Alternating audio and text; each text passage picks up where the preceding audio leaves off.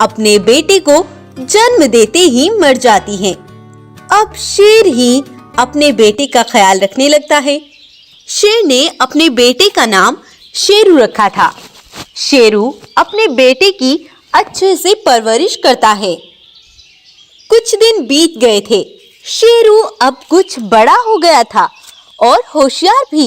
एक बार शेर शिकार के लिए निकला हुआ था। तभी शेरू सोचता है, अरे अभी तो पिताजी भी शिकार के लिए गए हुए हैं। अभी मेरे पास जंगल में घूमने का मौका है। मुझे ये मौका छोड़ना नहीं चाहिए। इतना बोलकर शेरू जंगल में घूमने निकल जाता है।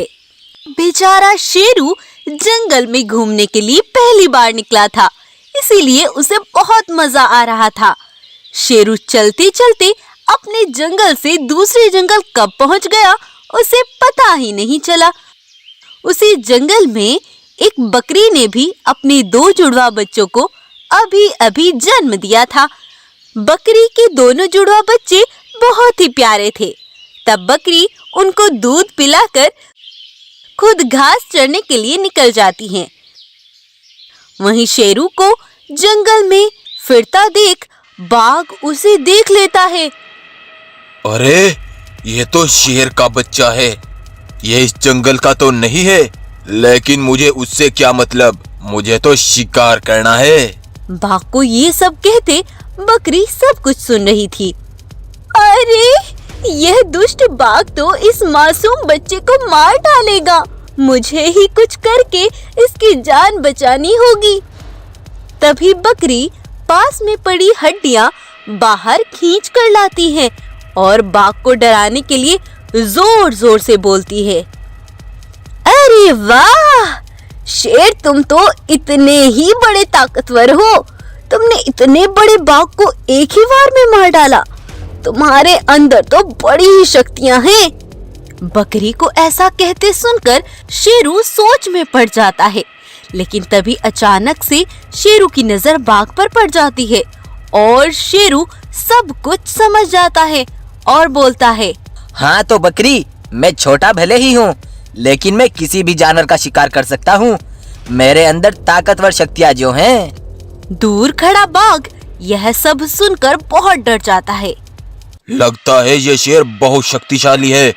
मुझे इससे पंगा नहीं लेना चाहिए। इतना बोलकर बाघ चला जाता है। बाघ के चले जाने के बाद शेरू बकरी से बोलता है, बकरी, मैं समझ गया था कि तुमने ये सब मेरी जान बचाने के लिए किया। हाँ बेटा, बिल्कुल ऐसा ही है।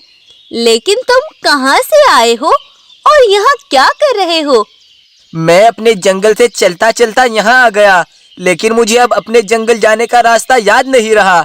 मैं अब अपने जंगल कैसे जाऊंगा? बेटा, अब तुम्हारा इस जंगल से बाहर जाना खतरे से बिल्कुल खाली नहीं है। यहाँ बहुत खतरनाक जानवर हैं। आज से तुम मेरे साथ रह सकते हो। मैं तुम्हारा अपने बच्चों की तरह ख्याल रखूंगी। तब शेरू बकरी के साथ ही चला जाता है। उधर शेरू को घर ना पाकर शेर बहुत परेशान था। वो अपने बेटे को ढूंढने अपने जंगल चला जाता है। काफी देर तक ढूंढने के बाद भी शेरू नहीं मिलता। तब शेर भी उसी जंगल में पहुंचता है और शेरू को वहां ढूंढने लगता है। शेर को अब जोरों की भूख लगी थी। तब शेर कहता है, मुझे बहुत जोरों से भूख लगी है। पहले कोई शिकार कर लेता हूँ, फिर शेरू को ढूंढने निकलूंगा। पता नहीं शेरू कहाँ होगा। तब शेर को वही बकरी जाती हुई दिखाई देती है। तो शेर दौड़कर उसका शिकार कर लेता है और उस बेचारी को वहीं पर मारकर खा जाता है।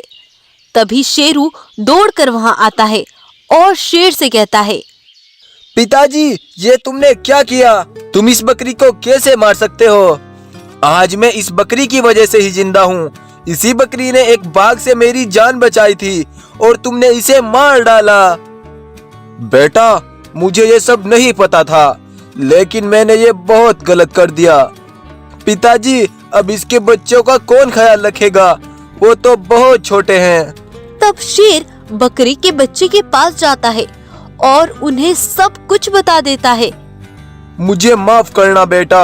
अगर मुझे ये सब पता होता तो मैं ये सब कभी नहीं करता।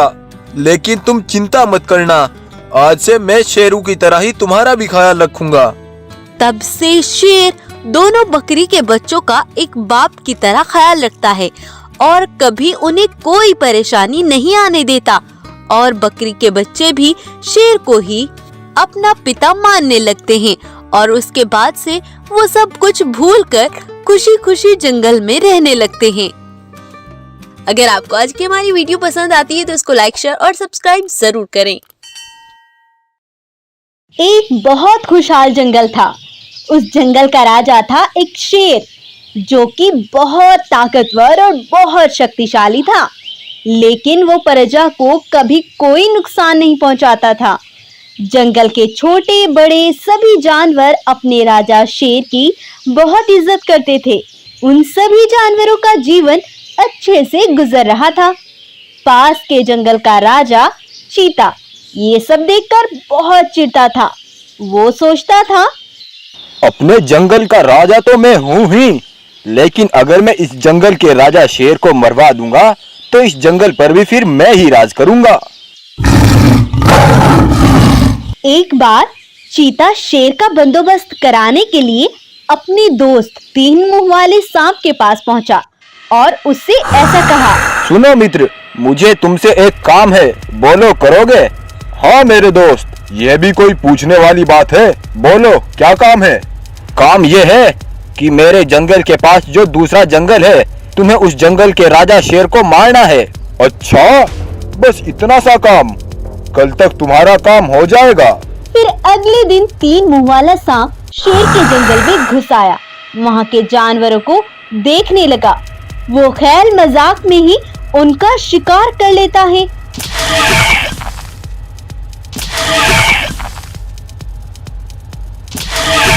कुछ जानवरों का शिकार करने के बाद 3 मुंह वाला सांप बोलता है, अरे वाह, इस जंगल के जानवर तो बड़े ही स्वादिष्ट हैं। पहले मैं इन सभी जानवरों का शिकार कर लेता हूँ, शेर से तो मैं बाद में निपट लूंगा। सांप फिर से कुछ जानवरों का शिकार कर लेता है। पूरे जंगल में 3 मुंह वाले सांप ने आतंक फैला दिया था। शेर को भी यह बात पता चलती है, तो शेर सभी जानवरों को अपनी गुफा में बुलाता है और उनसे बोलता है, सुनो दोस्तों, ये सांप आज तक तो हमारे जंगल में नहीं आया। जरूर इसको किसी ने यहाँ भेजा है। लेकिन महाराज, वो कौन हो सकता है? आज हम सब एक जगह छिप जाते हैं।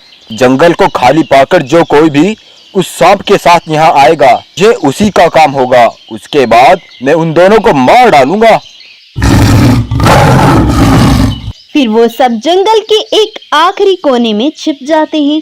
तब सांप वहां पहुंचता है और पूरे जंगल को छान डालता है, लेकिन उसे कोई जानवर नहीं मिलता। तब हार थक कर सांप चीता के पास जाता है। चीता दोस्त, तुम्हारा काम हो गया।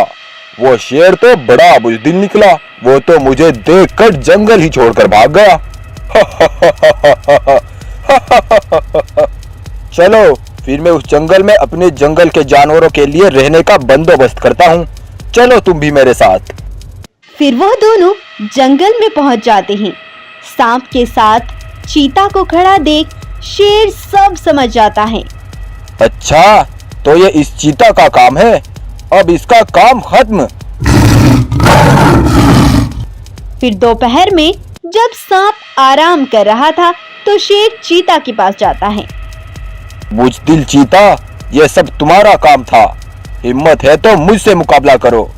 तब शेर और चीता दोनों आपस में लड़ने लगते हैं और शेर चीता को मार डालता है।